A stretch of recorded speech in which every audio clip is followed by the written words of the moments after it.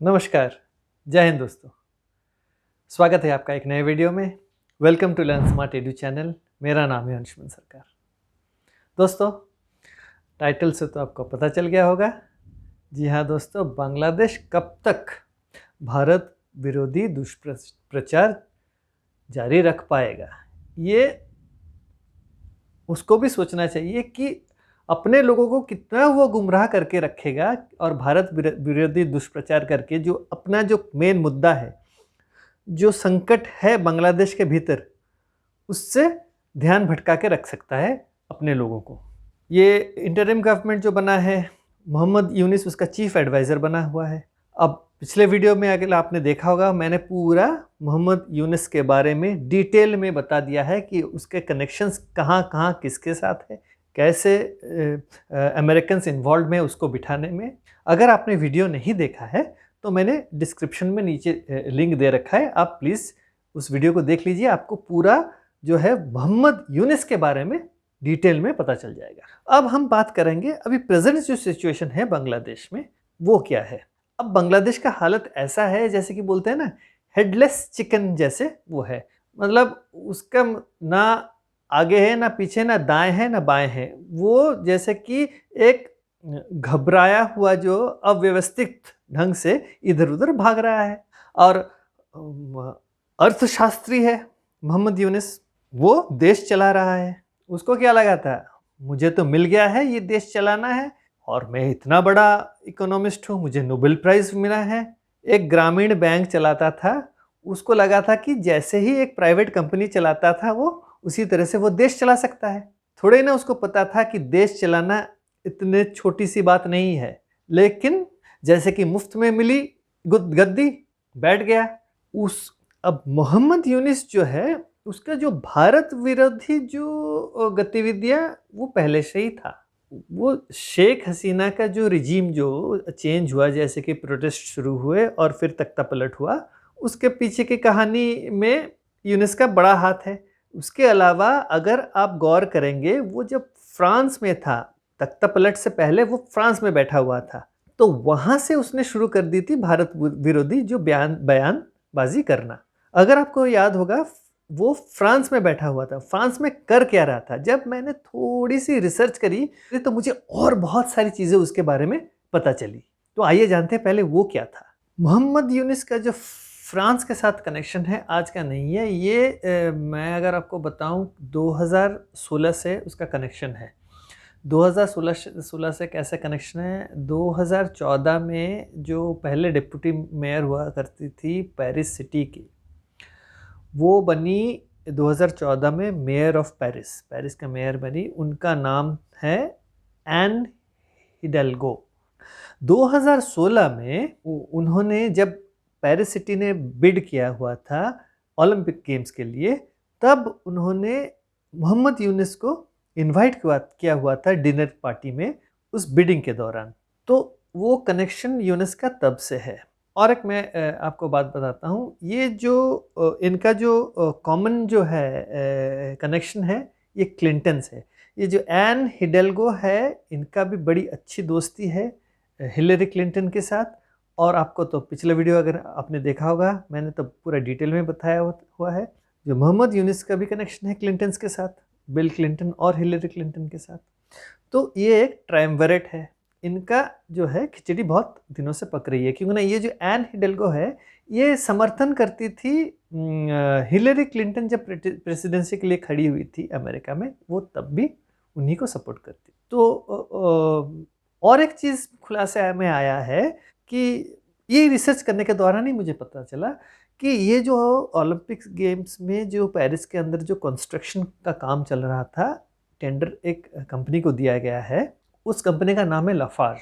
और ये जो लाफार्ज कंपनी है, ये कंपनी आईएसआईएस को फंड करती थी। इसका मतलब ये है कि सीरिया पे कंस्ट्रक्शन वर्क वो उन लोगों ने कॉन्ट्रैक्ट लिया हुआ था, तो उस कंस्ट्रक्शन काम के दौरान कोई गड़बड़ी ना हो, इसलिए वो आईएसआईएस को पैसे देते। इसके अलावा आईएसआईएस से लाफार्ज कंपनी तेल खरीदती थी, एक टेरर ऑर्गेनाइजेशन के साथ के पास से तेल खरीद रहे थे। इसका मतलब क्या हुआ, वो टेरर को फंड कर रहे थे। और अगर मैं थोड़ा जब मैंने थोड़ा और रिसर्च किया तब मुझे पता चला कि ये जो लाफार्ज कंपनी है, इस कंपनी में इस कंपनी में हिलरी क्लिंटन डायरेक्टर हुआ करती थी 1990s, और उससे पहले 1980s में जब कि अरकानसस स्टेट के गवर्नर हुआ करते थे बिल क्लिंटन, तब ये उनका लीगल डॉक्यूमेंटेशन करती थी। कौन? हिलरी क्लिंटन करती थी लाफार्ज कंपनी के लीगल डॉक्यूमेंटेशन। तो और इसी लाफार्ज कंपनी को पेरिस गेम्स में कंस्ट्रक्शन काम का टेंडर दिया गया। तो आप लोगों पे डिपेंड करता है कि आप कैसे कड़ियाँ इसको जोड़ते हैं और इसका निष्कर्ष आप क्या निकालते हैं।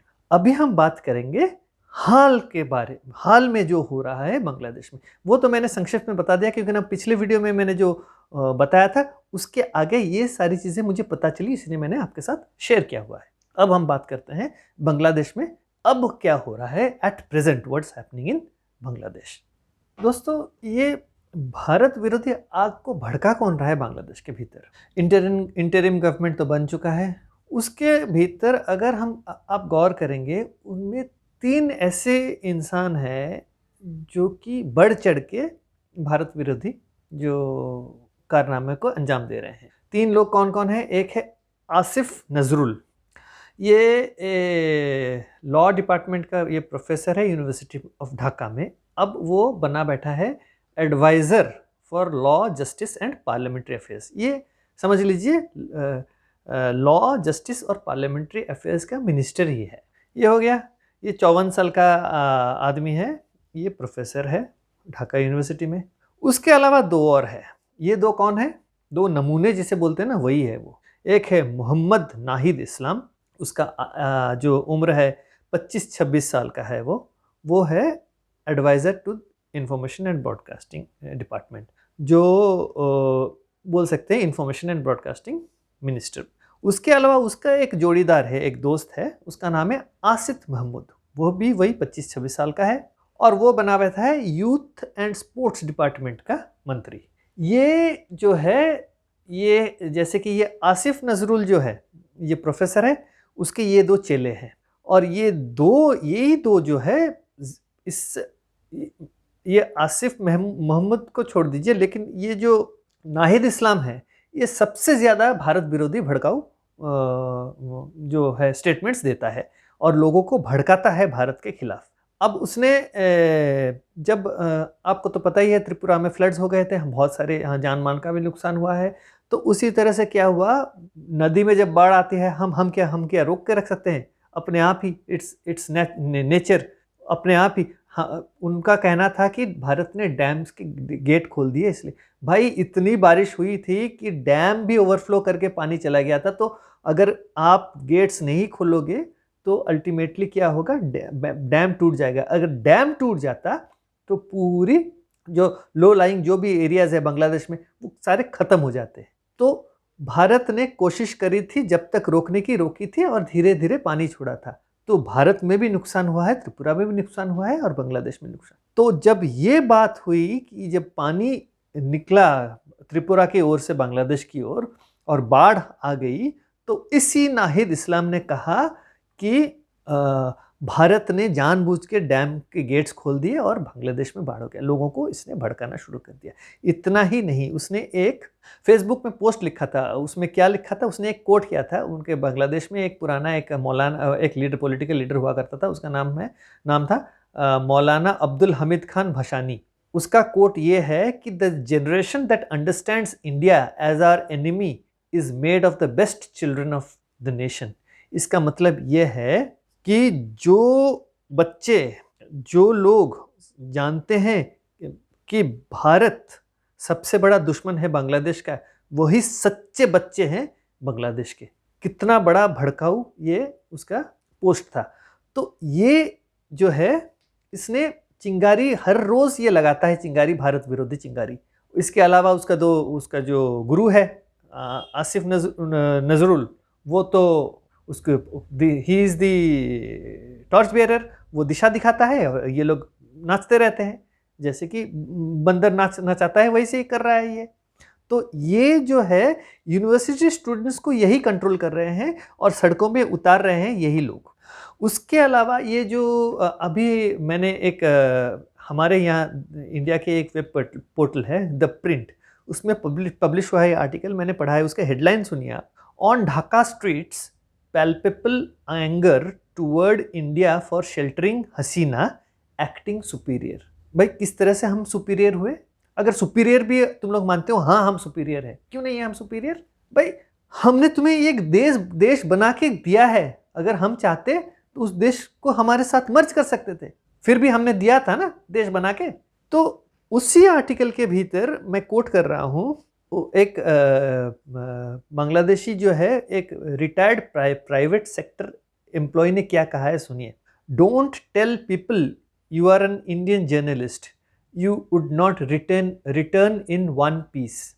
वहाँ का आम आदमी बोल रहा है कि उसी जर्नलिस्ट को जिसने ये आर्टिकल लिखा है उसके इंटरव्यू कर रहा था, बोला कि मत बताना लोगों को कि तुम भारतीय हो, अगर भारतीय बोलोगे तो तुम एक टुकड़े पे वापस नहीं जा सकते, तुमको काट के मार डालेंगे। ये जो है ये इनकी सोच है बांग्लादेश के भीतर, और इसी को ये आग लगा रहा है ये मोहम्मद यूनिस जो है अमेरिका का कठपुतली है, और मोहम्मद यूनिस की कठपुतली ये आसिफ नजरुल, ये नाहिद इस्लाम और ये आरिफ महमूद जो है, ये तो है ही है। इसके अलावा अनगिनत लोग इसके हैं जो कि भारत विरोधी आग ये लगा रहे हैं बांग्लादेश के भीतर। देखिए, भारत एक बहुत ही मैच्योर सिविलाइजेशन है, ये इतना मैच्योर सिविलाइजेशन है कि ये सरवाइव कर चुका है, हजारों सालों से सरवाइव कर रहा है। अगर कोई कुछ बोलता भी है ना, भारत को कुछ नहीं लगता, बहुत ही मैच्योरिटी गेन चुका है। As a democracy also India is very mature, and ये जो नॉनसेंस जो ये बात कर रहे हैं, ये आराम से ये सुन लेगा भारत, और उसी वक्त वो एक्ट करेगा Bharat the time and place of its choosing. इसका मतलब जब भारत चाहेगा और जिस जगह चाहेगा उस जगह वो चोट पहुंचाएगा। ये भारत ने पाकिस्तान के साथ भी करा हुआ है, अगर बांग्लादेश वही चाहता है तो वही सही। अब कब तक बांग्लादेश भारत विरोधी ये जो है जो दुष्प्रचार चलाता रहेगा? क्योंकि न भारत से ज़्यादा बांग्लादेश भारत के ऊपर निर्भरशील है। उदाहरण के तौर पे मैं बता रहा हूँ आपको, भारत के जो पावर सप्लाइंग कंपनीज हैं जो कि इलेक्ट्रिसिटी सप्लाई करती है बांग्लादेश को, 5 जो बड़े बड़े कंपनी हैं उनके ऊपर बकाया है बांग्लादेश को देने हैं। उन कंपनियों को बिजली जो खरीदी है भारत से $1 बिलियन। सोचिए, $1 बिलियन के बिजली का बिल उनको भारत के कंपनियों को देने हैं। ऊपर से वो भारत विरोधी नारे लगा रहे हैं और लोगों को भड़का रहा है भारत के विरोध। सोचिए ये बात। इनमें से क्या है, ये जो $1 बिलियन का जो है, उनमें से मैं सिर्फ कंपनियां बता देता हूं। एक है अडानी पावर, उसको $800 मिलियन देने हैं। सेल एनर्जी इंडिया, उसको $150 मिलियन देने हैं। पीटीएस इंडिया, उसको 64 मिलियन डॉलर्स देने हैं। एनटीपीसी को $21 मिलियन देने हैं। एनटीपीसी और दूसरे एनटीपीसी त्रिपुरा को 21 मिलियन देने हैं। एनटीपीसी को 16.5 मिलियन डॉलर्स देने हैं। पावर ग्रिड को 20 मिलियन डॉलर देने हैं। कुल मिला के $1 बिलियन बनता है, और वो चले भारत के विरोध में लोगों को भड़काने। सोचिए, अब इन पावर्स कंपनियों के भी तो उनको भी जवाबदेही देना है ना, उनके भी स्टेक होल्डर्स हैं। तो ये पावर कंपनियों ने भी कह दिया है कि देखिए, उन्होंने हमें पैसे नहीं दिए, फिर भी आउटस्टैंडिंग ड्यूज ना देने के बावजूद हमने उनका पावर देना जारी रखा। क्यों? क्योंकि ना हमारे बांग्लादेश के साथ एक गुडविल जेस्चर के तौर पे दोस्ती जो है, इसके चलते हमने बांग्लादेश को कंटिन्यू रखा है पावर देना। लेकिन स्टेक होल्डर्स को भी उनको जवाब देना है। तो आगे चल के अब पता नहीं बांग्लादेश को बिजली दे पाएंगे या नहीं। तो बांग्लादेश को तो अपने ड्यूज क्लियर करने होंगे अगर बिजली खरीदनी है। तो ये बात तो हो गई। अगर बांग्लादेश का इकोनॉमी की भी बात हम करें तो बेसिकली कोविड के बाद जो है उसके इंपोर्ट भी कम हो गया। कोविड के बाद, यूक्रेन और रशिया के वॉर के बाद धीरे धीरे उसका इकोनॉमी भी अभी कम होने लगा है, उसका जो इंपोर्ट जो करता था वो भारत से, वो भी कम होने लगा है। और अगर हम देखें तो जो कोविड से पहले का स्थिति और उसके बाद का स्थिति में बहुत अंतर है। इसके अलावा अगर हम बात करेंगे, बांग्लादेश क्या है, बांग्लादेश बेसिकली जो उसका जो एक्सपोर्ट अर्निंग्स है वो किससे होता है, बेसिकली 80% जो एक्सपोर्ट का अर्निंग है वो आता है आपका गारमेंट एक्सपोर्ट करके उसका। अब वो जो गारमेंट एक्सपोर्ट करता है उसका 11% का जीडीपी जो है देश का उसी से बनता है। अब वो बिल्कुल ठप पड़ गया है। क्यों? क्योंकि नहीं 2 महीने इन्होंने लगा दिया प्रोटेस्ट करने, उसके बाद तख्ता पलट हो गया और बाढ़ आ गई। अब लोग जाएंगे कहाँ? बाढ़ में तो क्षतिग्रस्त हो चुकी है सारी चीज़ें, ऊपर से 2 महीने से फैक्ट्रीज ही नहीं खुली है जो कि वो कपड़े मैन्युफैक्चर करेंगे। ऊपर से बहुत बड़े ऑर्डर्स थे जो कि भारत में भी फेस्टिवल्स होने थे, तो भारत में भी जो कपड़े वो बांग्लादेश से ही आते थे ना, बहुत ज़्यादा कपड़े तादाद में बांग्लादेश से आते हैं। तो अभी फेस्टिवल सीजन है भारत में, अब इम्पोर्ट नहीं हो रहा है भारत में, क्योंकि कपड़े बनना ही बंद हो गया बांग्लादेश में।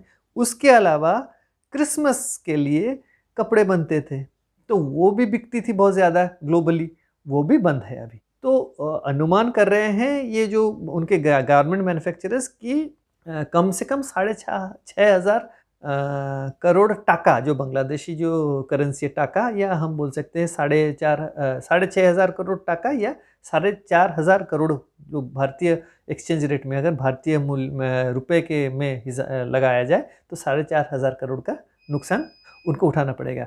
It's almost 58 million US dollars का उनको नुकसान होगा। देखिए ये इस प्रोटेस्ट और उसके ऊपर से ये क्या कर रहे हैं, इसको और भी भड़का रहे हैं। और देखिए जैसे कि अभी क्या हुआ, अभी एक उनके यहाँ एक गुलाम दस्तेदार गाजी करके एक मिनिस्टर हुआ करते थे, टेक्सटाइल मिनिस्टर शेख हसीना के टाइम में, तो उनको उठा के ले गए वो लोग अरेस्ट करके। अब क्या हुआ, उनका एक फैक्ट्री हुआ करता था, टायर फैक्ट्री, बड़ा सा टायर फैक्ट्री, तो उसको जला के खाक कर दिया। तो इसी तरह से वो क्या करेंगे, शेख हसीना के जो नज़दीकी जो इंडस्ट्रीज होंगे जो भी, उनको जला के खाक कर देंगे। तो खुद ही अपने पैर पे कुल्हाड़ी मार रहे हैं, एंटी इंडिया टायरेट करेंगे, भारत विरोधी नारे लगाएंगे। एक्चुअली में क्या है, इस यूनिस को अपने उसके वहाँ प्राइम मिनिस्टर बने रहना वो चाहता है। और ये जो लड़के हैं, ये 2 लड़के उसके जो पपेट्स, ये वो जो बोल रहे हैं वो कर रहे हैं। और यही लोग उसके अलावा बांग्लादेश नेशनलिस्ट पार्टी और जमात, ये भी उसके साथ मिले हुए। तो ये पूरी जो कहानी है ये कहीं और से ये चला रहे हैं और ये सब चीज़ें कर रहे हैं। अल्टीमेटली कौन सफ़र कर रहा है, बांग्लादेश के जो कॉमन लोग जो हैं वो सफ़र कर रहे हैं। क्योंकि ना उनको तो पता नहीं है ना कि ये यूनिस जो है ये अमेरिका का पपेट है, और ये जो ये प्रोफेसर उसके 2 चमचे, ये लड़के, ये किसी और के इशारे में, ये इसी मोहम्मद यूनिस के इशारे में इनको भड़का रहा है। तो ये सारी चीज़ें जो है बिहाइंड द सीन्स, ये उनको पता नहीं है। कॉमन लोग कितना वो फॉलो करेंगे, वो अपने रोटी पे कॉन्सेंट्रेट करेंगे कमाने में, या इन सारी चीज़ों में पड़ेंगे। हाँ, ये बोल रहे हैं कि भारत हमारा दुश्मन है। हाँ भाई, भारत हमारा दुश्मन है, मान भी सकते हैं, क्यों ना, गरीब लोग हैं, रोज़ कमाएंगे खाएंगे, उनको क्या पॉलिटिक्स में इतना इंटरेस्ट है। जो बोला जाता है, जो उनके दिमाग में बीज बोया जाता है, उसी को वो मान के चल रहे हैं। अब उसके अलावा अब क्या हुआ, उसके अलावा ये जो फ्लड्स जब हो गए, तो फ्लड्स होने के बाद क्या हुआ, तब आ गए, कौन आ गए, चीनी आ गए अपने जो घड़ियाली आंसू बहाने। आपको तो पता है चाइनीज़ लोग कैसे हैं, जहाँ पे मौका मिला वहीं पे छक्का मारने आ जाते हैं वो लोग। जब ये फ्लड्स हो गया तो चाइनीज़ एम्बेसडर जो कि बांग्लादेश में है, याओ वेन, वो पहुँच गए, कहाँ पहुँच गए मोहम्मद यूनिस के पास। देखिए बैकग्राउंड में क्या है, बैकग्राउंड में लोगों को भड़काया बांग्लादेश ने कि भारत ने बाढ़ कर दी बांग्लादेश में, भारत के बाढ़ कर दी बांग्लादेश में, भारत ने बाढ़ कर दी बांग्लादेश में। अब चीनी इसी मौके का फ़ायदा उठाएंगे ना, तो जब जहाँ पे भारत का विरोध, वहीं पर जाके वो पहुँच जाते हैं। ये याओ वेन जो है वो पहुँच गया मोहम्मद यूनिस के पास, जाके वहाँ ज़्यादा कुछ नहीं, एक $25,000 का एक चेक पकड़ाया। बोला मैं ये जो चेक है ना फ्लड रिलीफ फंड को दे रहा हूँ, जो उसने हैंड ओवर कर दी मोहम्मद यूनिस को ये चेक। उसके अलावा उसने कहा कि ये हमारा जो चाइनीज़ रेड क्रॉस है ना, ये और $1,00,000 जो है वो ह्यूमैनिटेरियन असिस्टेंस जो है फ्लड विक्टिम्स को उनको देगा। बस मोहम्मद यूनिस खुश। अब मोहम्मद यूनिस ने क्या कहा? मोहम्मद यूनिस ने कहा देखिए चाइना और बांग्लादेश का बहुत जो है इकोनॉमिक जो कोऑपरेशन है बहुत ही बड़ा है, बहुत ही अच्छा हमारा इकोनॉमिक कोलैबोरेशन है, और मैं आपसे अनुरोध करता हूँ कि बीजिंग जो है ना वो अपने जो सोलर पैनल्स के जो फैक्ट्री है वो बांग्लादेश में बिठाए। भाई खुद तो जला जला के फूक रहे हो बांग्लादेश में सारे फैक्ट्रीज, वो किसके भरोसे वो बिठाएंगे? चीनी जहाँ पे नुकसान है चीनी कभी नहीं आते, जहाँ पे फ़ायदा है वहीं पे आते हैं वो। पाकिस्तान में जब नुकसान उठाना पड़ रहा है चीनियों को, वो अभी अपना बोरिया बिस्तरा बांध के वापस जा रहे हैं। वो समझ लेना बांग्लादेश के लोग, इतना आसान नहीं है। ये चीनी जो है घड़ियाली आंसू जो बहाते हैं वो सिर्फ मौके पे चौका मारने वाले लोग हैं और कुछ नहीं। तो ये मोहम्मद यूनिस जो है सोलर पैनल बिठाएगा। सोलर पैनल क्या बिठाओगे? इतनी जल्दी सोलर फैक्ट्रीज बिठाओगे, पैनल लगा दोगे और बिजली का जो बिल जो $1 बिलियन का है भारत को देने, वो ऐसे ही चुका दोगे बस। उसके बाद बिजली बंद, सोलर पैनल से देश चलेगा। यही सोच रहे हो बेटा? हमें सब पता है मोहम्मद यूनिस, तुम लंबा सोच रहे हो। तुम जैसे भी करके 84 ईयर्स के हो, 84 वर्ष के हो, तुम्हें लगता है कि 94 वर्ष के आयु तक तुम वहीं बांग्लादेश में प्रधानमंत्री बने रहोगे। ठीक है, अपनी अपनी नसीब है भाई, जो ऊपर वाला जो लिखा है उसी की मर्जी से चलेगा। इतना ही नहीं, मोहम्मद यूनिस का जो भारत विरोधी जो गतिविधियाँ ये और भी अभी सामने आ रहा है, उजागर हो रही है। कैसे? अभी कल की बात ले लीजिए, ये 1-2 दिन की बात है कि उस मोहम्मद यूनिस ने एक अंसरुल्लाह बंगला टीम, ऐसे तो सुनने में लगेगा कि ये कोई क्रिकेट टीम का नाम है, एक्चुअली में ये एक अल-कायदा का जो है एफिलिएट टेरर ग्रुप है। उसका नाम है अंसरुल्लाह बंगला टीम। उसका जो चीफ है जसीमुद्दीन रहमानी, वो एक मर्डर केस में अंदर था। एक ब्लॉगर का मर्डर किया हुआ था बांग्लादेश में, उस केस में वो अंदर था, उसको जेल की सज़ा हुई थी। इसने मोहम्मद यूनिस ने उसको छोड़ दिया। ये जो है, ये जो टेरर आउटफिट है अल-कायदा का एफिलिएट है। ये क्या करता है, ये जितने भी स्लीपर सेल्स है उनको एक्टिवेट करेगा। अभी इंडिया में काफ़ी सारे, अभी मई के महीने में असम में इसी आउटफिट के 2 पकड़े गए थे असम के भीतर। और इसका जो कनेक्शन है ये अंसरुल्लाह बंगला टीम और ये स्पेसिफिकली ये जसीमुद्दीन रहमानी, इसका लश्कर तैयबा के साथ कनेक्शन है। और जितने भी हमारे नॉर्थ ईस्ट में जो टेरर अटैक्स होते हैं ये सारे यही करता है, यही मास्टरमाइंड है। उसके अलावा भारत के भीतर और एक टेररिस्ट हुआ करता था, उसका नाम है इकरमुल हक उर्फ अबू तलहा। ये जो है ये भारत के भीतर जो इंडिया का ऑपरेशन हेड था। तो अभी जब ये प्रोटेस्ट चल रहे थे, आपको पता होगा कि ये जेल तोड़ के बहुत सारे कैदियों को भगा दिया था ये प्रोटेस्टर्स ने। तो ये जमात वाले जो हैं इन्होंने जेल तोड़ के इन्हीं टेररिस्ट्स को, उसमें से ये जो इंडिया का हेड जो ऑपरेशन हेड था ये जो अबू तलहा, इसको भी भगा दिया था। तो अब सोचिए कितना बड़ा ये खतरा अभी बन चुका है भारत के लिए। ये मोहम्मद यूनिस जानबूझ के कर रहा है। और किसके कहने पे कर रहा है? कोई तो पीछे है हाथ, वो है ISI पाकिस्तान का और अमेरिका। तो ये 2 जो है मिलके ये सारी कहानी इसके द्वारा रच रहे हैं। अब इतना ही नहीं, आज की खबर है कि जमात पे जो बैन लगा हुआ था बांग्लादेश में, उससे भी बैन को हटाया जा रहा है। ऐसे ही में ही वो जो बांग्लादेश नेशनलिस्ट पार्टी जो कि खालिदा जिया का पार्टी और जमात इस्लामी, ये दोनों मिलके जो जितने भी वायलेंस बांग्लादेश में हुआ है ये प्रोटेस्ट के दौरान, वो और ये जो लड़के 2 जो नाहिद और आसिफ, ये 2 जो छात्रों को लेके जितने भी ये सब हुए हैं सब इन्होंने कर रखा है। क्या इनका करा धरा है। और ऊपर बैठा है मोहम्मद यूनिस।